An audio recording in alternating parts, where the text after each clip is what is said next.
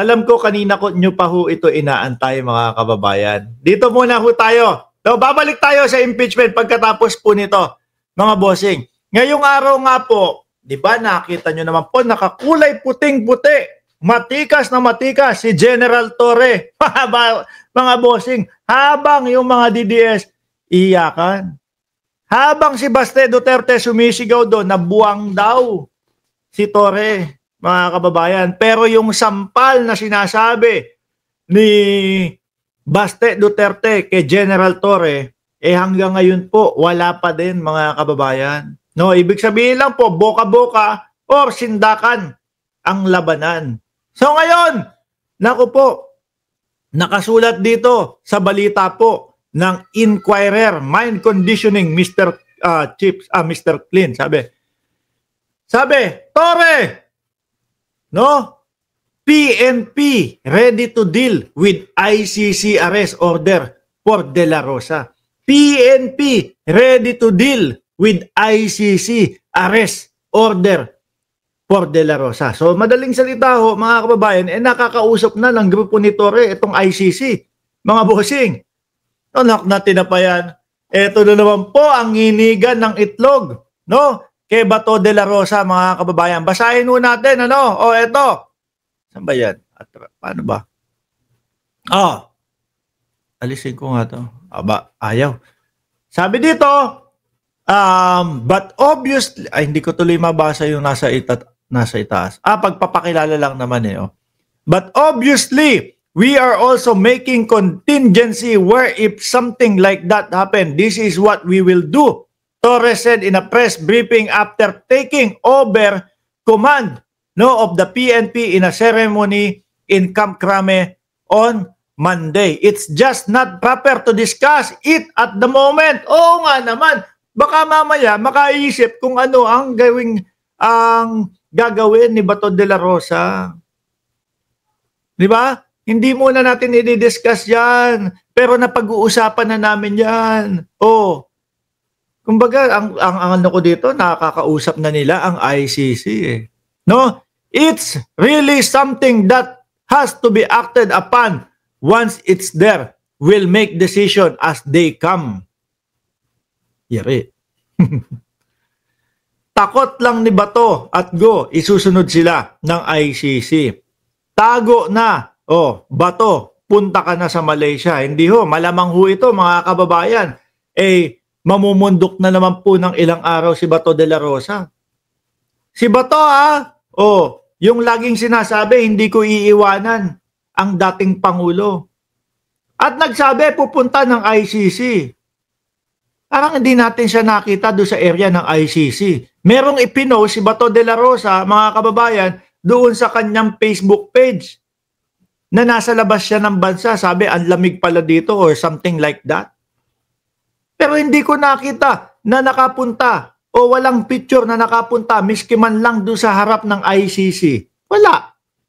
Ano po kasi naipangako niya Ang sabi niya, bibisitahin ko ang dating Pangulo bago or pagkatapos ng eleksyon. So syempre yung bago mag-eleksyon, tapos na po yun. Nandito na po tayo sa pagkatapos ng eleksyon. Hanggang ngayon, wala pa din.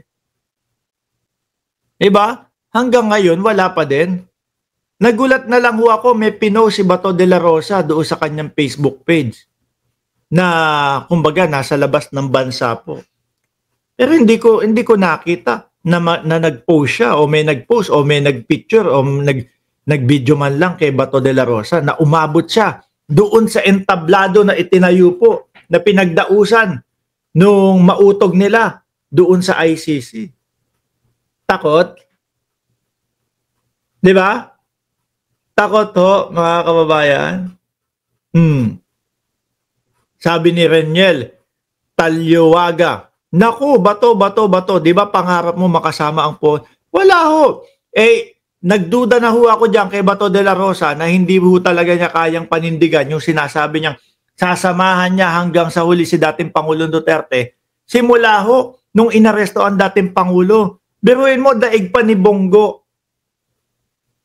Daig pa ni Bongo, mga kababayan. Si Bongo nandoon sa labas ng Villamor may dalang pizza pie, 'di ba? Nagpapaawa. Ayaw pong papasukin yung pagkain, no? Nagugutom na po ang dating pangulo. Request niya po pizza. Ang aga-aga nun. Anong oras yun? Ang aga-aga, ang bigat naman ng almusal nun. O, di po ba? Si Bato hanggang tawag lang po, tinawagan si Medjaldia. Yes. Meron po talagang warrant to arrest. Tingin ko dati pa alam ni Bato de la Rosa na may warrant to arrest sa kanila eh. Di ba? Kaya siguro na-tiyempo, na-taon na si Bato wala doon sa vicinity na yun. Nandoon daw sa malayo, nasa bundok. Tapos nasa bundok, sabay sabi may inaasikaso ko dito para maihabol natin. Kumbaga, pagkakaintindi ko nung maihabol nila para hindi madampot si dating Pangulong Duterte. Wala. 24 oras patay yung cellphone ni Bato. Di po ba? So yan, yung pagkakasabi ni General Torre, mga kababayan, pagkakaintindi ko ho dito. Ayan, Torre, PNP ready to deal with ICC arrest order for De La Rosa. Nakakausap na nila yan. Meron ng pattern, meron ng technique. No? Meron ng plano. Ikaw naman, pinapanginig mo ang itlog ni Bato de la Rosa. Mapapasigaw na naman po ng Mick Madi. Si Bato, siguro ito, sa pagkakataon nung ito, mga kababayan, hindi na po Mick Madi. Come on, Mr. Trillanes, Mick Madi.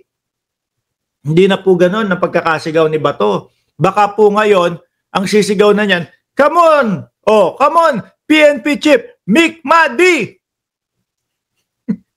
Para po doon sa mga nagtatanong, at hindi po alam kung ano ang ibig sabihin ng Mick Madi, no? Yun po ang Make My Day version ni Bato de la Rosa. Mick Madi. Come on, Mr. Trillanes. Mick Madi. Yun ho yun, mga bossing. Di ba?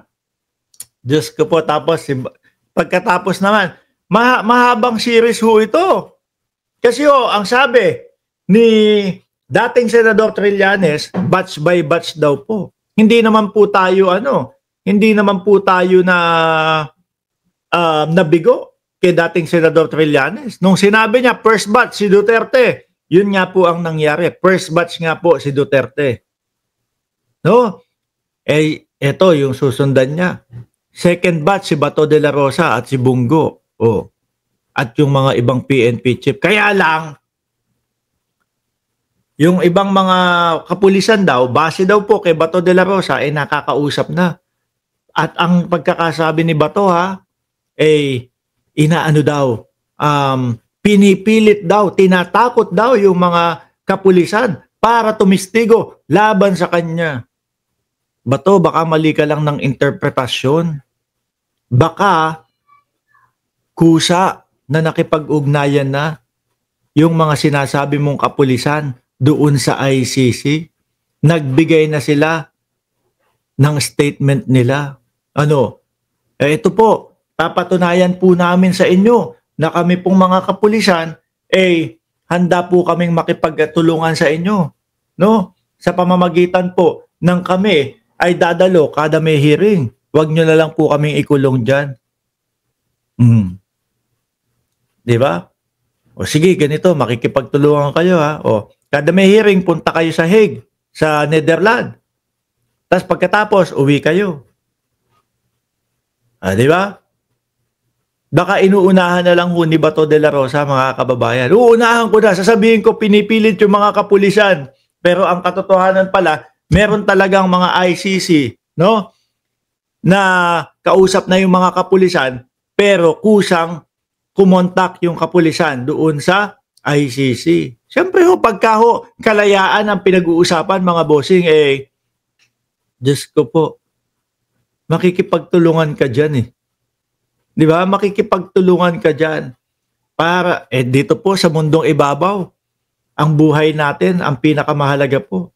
Tapos, makukulong ka pa, hindi mo pa makakasama yung mga mahal mo sa buhay. Di ba? Siyempre, yun yung iniiwasan din yung mga yan. At, kumbaga, naisip na din yung mga yan. Naku, si Duterte, presidente pa yun naisama, nakuha ng ICC. Tayo pa kaya?